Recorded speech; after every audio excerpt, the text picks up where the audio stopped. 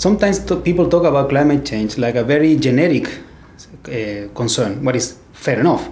But when you are in a place where you can really see the consequences of climate change, then it becomes a very urgent matter. It's not. Sometimes I feel there is almost like a, fashionable thing to talk about or raise the banners, but not with the sense of urgency when you are in a place where you can see the effects of global warming. It has to do with geographical situation, because effectively you can perceive very clearly the effects of climate change on agricultural societies or people who live close to the sea, in remote areas, fishermen, etc. Western countries that are so urbanized, they have lost a little bit of touch with the environment precisely because of their development.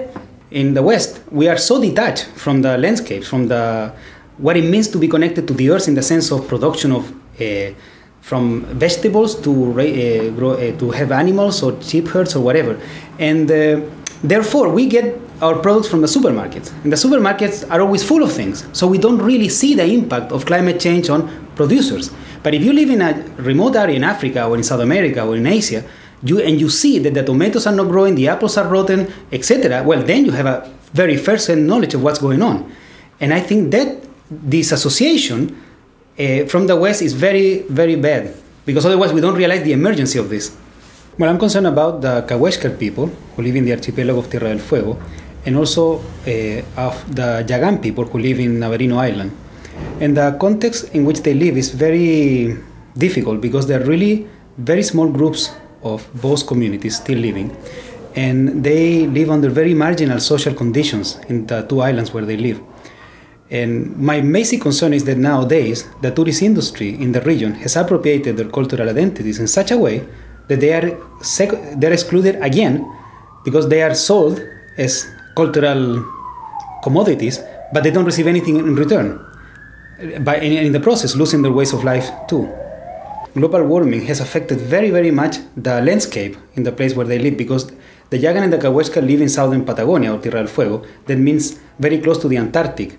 And as you know, or very aware, the climate conditions have changed so much that the glaciers are melting down, the sea levels are rising, and this affects the flora and the fauna, the sea, the fish, the whales, the sea lions, and this indeed has a very significant impact on the communities. And the second thing is that the tourist industry also contributes to this with the ship cruises that sail throughout the seas, because they contaminate a lot. We're talking about massive ship cruises with hundreds of passengers sailing from Europe or the United States or Japan, crossing the channels, and of course they leave their waste behind. And this is, apart from that, sometimes they shipwreck, and then the ship sinks, and all the oil contaminates the sea, like it happened last year. I think there are two important things here. The first one is to raise awareness. But to raise awareness means to really help people understand the practical consequences of climate change. In urban societies, I guess one of the very important things is through education. Because children nowadays in cities like London, Manchester, Bristol, or Paris, or Frankfurt, or Berlin, don't have any contact with the nature.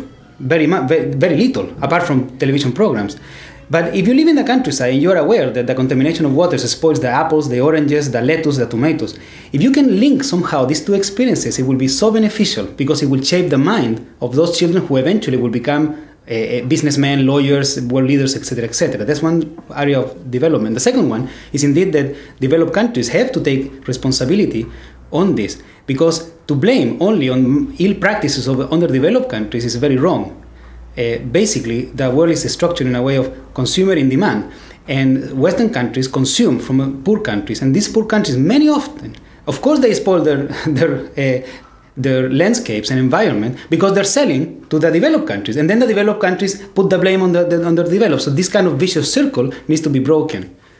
I think that it will be very important for TV crews or documentaries groups to do very good films on the places where these kind of environmental things are happening, and do them with but not trying to be politically correct, but to put the blame where it matters, and name and shame, because otherwise this is kind of surreal.